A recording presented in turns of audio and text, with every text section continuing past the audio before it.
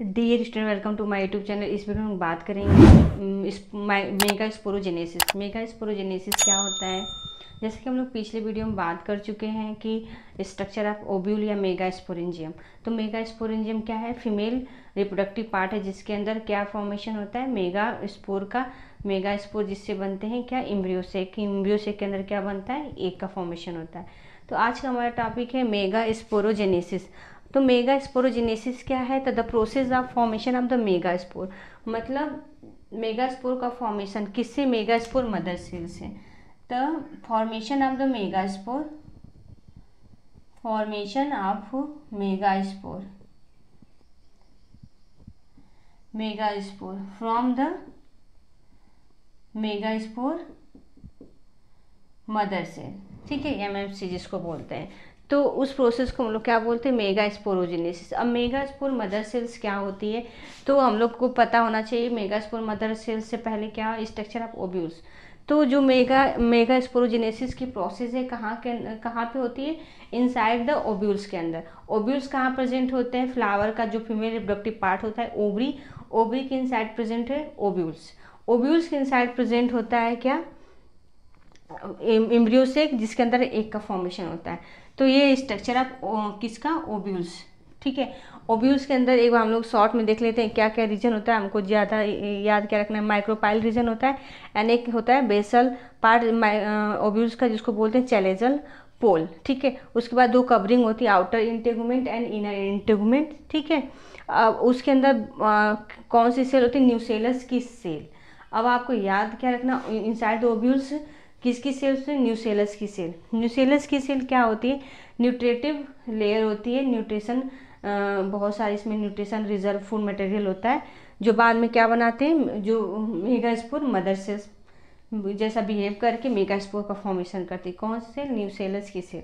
तो न्यूसेलस की सेल किसके अंदर होती है? Inside the ovules. तो एक बार फिर से हम देख लेते हैं मेगास्पोरोजेनेसिस क्या है। तो formation of the megaspore form megaspore mother cell. Megaspore mother cells किसको बोल रहे हैं? न्यूसेलस की सेल को। तो आइए एक बार देखते हैं। तो ये स्ट्रक्चर है किसका? ओव्यूल्स का, ठीक है। मैंने ओव्यूल्स का स्ट्रक्चर बनाया है, ओव्यूल्स, ठीक है। अब सारा प्रोसेस मेगास्पोरोजेनेसिस की प्रोसेस किस में होगी? इनसाइड द ओव्यूल्स, ठीक है। तो इनसाइड द ओव्यूल्स बहुत सारे किसकी सेल है? न्यूसेलस की सेल। ये है ओव्यूल्स का चैलेजल पोल जिसको अपर पार्ट बोलते, बेसल पार्ट होता है ओव्यूल्स का जिसको बोलते चैलेजल पोल। और माइक्रोपाइल रीजन बोलते हैं।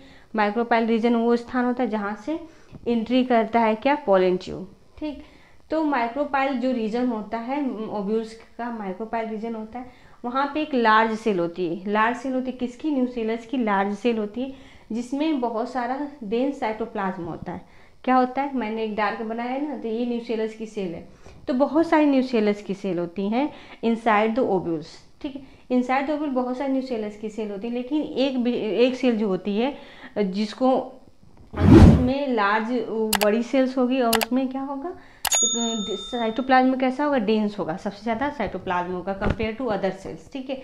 तो जो न्यूसेलस की सेल है, only one nucellus cell behave as the megaspore mother cell. तो only one nucellus cell behave as the megaspore mother cell, यानी एमएमसी, ठीक है। एक सेल क्या बिहेव करेगी? एमएमसी, मतलब एक माँ की तरह बिहेव करने लगेगी। कौन? न्यूसेलस की सेल। बस ओनली वन, एक याद रखना है। जैसे माइक्रोस्पोरोजेनेसिस था, उसमें सारी सेल बिहेव करेगी माइक्रोस्पोर मदर सेल्स की तरह, लेकिन इसमें ओनली वन सेल बिहेव करेगी मेगास्पोर मदर की तरह, ठीक है। तो मेगास्पोर मदर की तरह बिहेव करेगी। और अब सारी न्यूसेलस की सेल क्या है? 2n है, मतलब सारी सेल क्या है? डिप्लॉयड है, मतलब जितनी क्रोमोसोम की संख्या क्या है इसमें? डिप्लॉयड है, ठीक है। अब सारी सेल न्यूसेलस की सेल क्या है? डिप्लॉयड है। तो गैमेट बनाने के लिए, स्पोर बनाने के लिए उसको मियोसिस डिवीजन करना, मियोसिस यानी रिडक्शन डिवीजन। तो न्यूसेलस की only one cell behave as the megaspore mother cell and क्या? डिवाइड मियोसिस, क्या करेगी? मियोसिस डिवीजन करेगी एंड फॉर्म बनाएगी 4 हेप्लॉइड मेगास्पोर। आपको पता है जैसे मियोसिस डिवीजन का क्या, कितने स्पोर का फॉर्मेशन होता है? 4। तो न्यूसेलस की एक सेल में क्या हुआ? मियोसिस डिवीजन हुआ, और मियोसिस डिवीजन के द्वारा कितने मेगास्पोर का फॉर्मेशन हुआ? 4। 4 मेगास्पोर का फॉर्मेशन हुआ और मेगास्पोर कैसे होंगे, सारे हैप्लॉइड होंगे।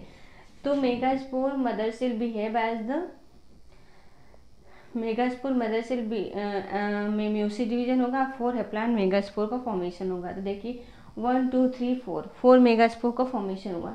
कितने, 4 मेगास्पोर, और सारे मेगास्पोर कैसे हैं, हैप्लॉइड। ये सारे हैं मेगास्पोर, क्या है, मेगास्पोर।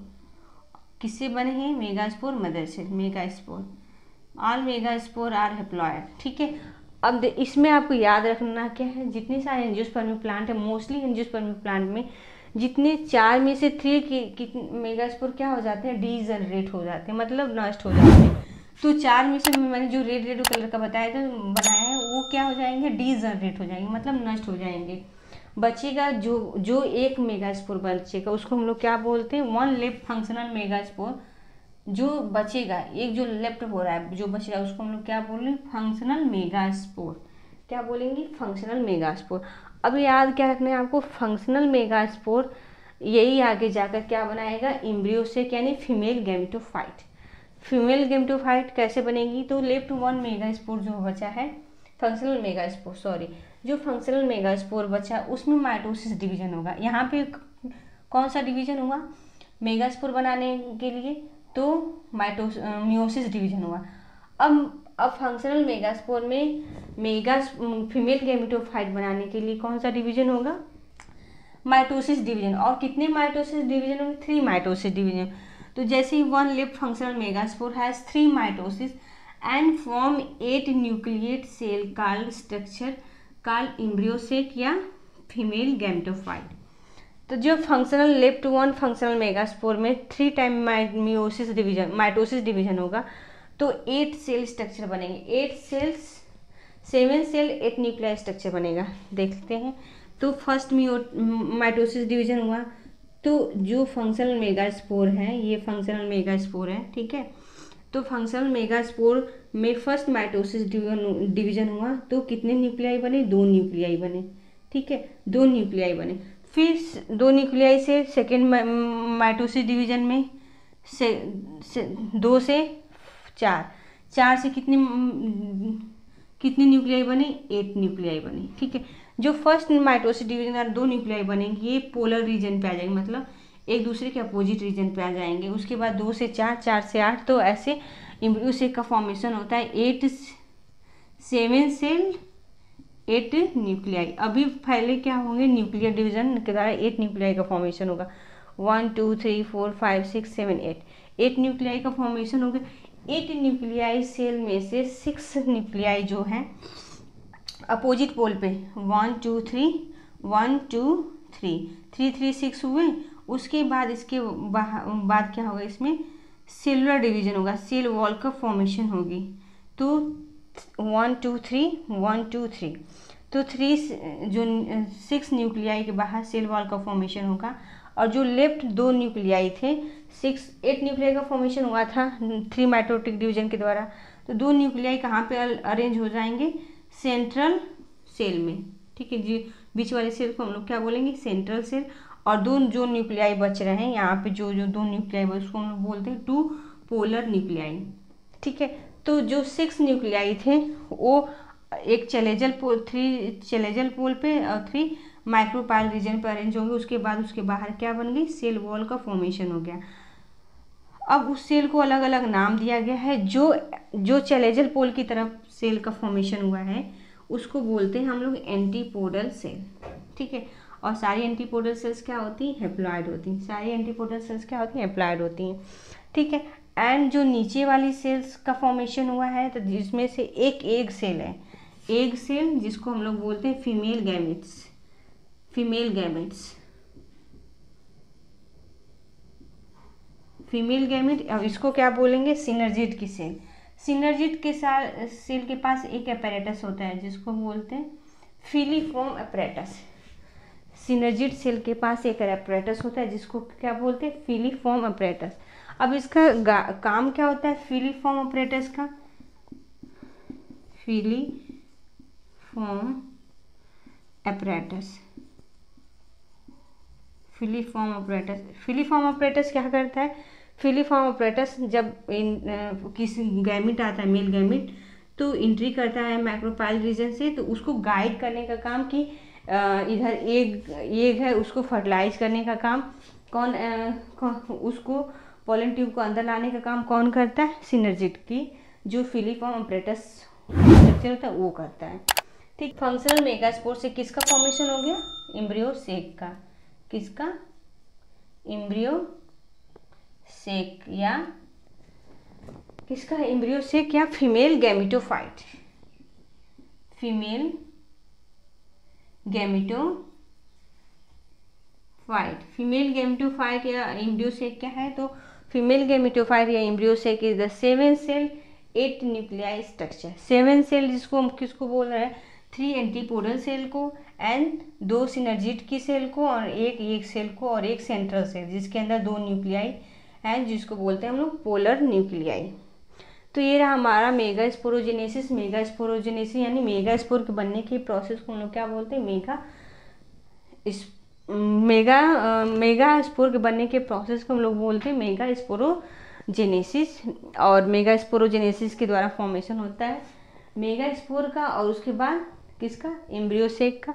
तो एम्ब्रियो सेक क्या होती है? 7 सेल 8 न्यूक्लियाई स्ट्रक्चर जिसके अंदर क्या बनते हैं? फीमेल गैमिट का फॉर्मेशन होता है, जिसके बाद में एक मेल गैमिट से फर्टिलाइज करके क्या बनाता है?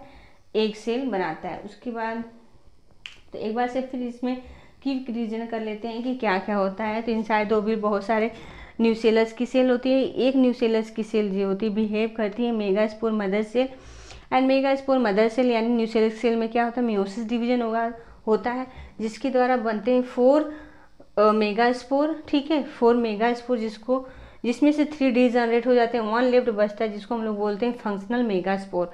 अब फंक्शनल मेगास्पोर में 3 माइटोसिस डिवीजन होगा जिसके द्वारा बनते हैं embryo sac 7 cell 8 nuclei structure जिसको हम लोग क्या बोलते हैं? Embryo sac. तो ये हमारा मेगास्पोरोजेनेसिस। आई होप आपको वीडियो पसंद आए। अगर वीडियो पसंद आए तो please like share and subscribe.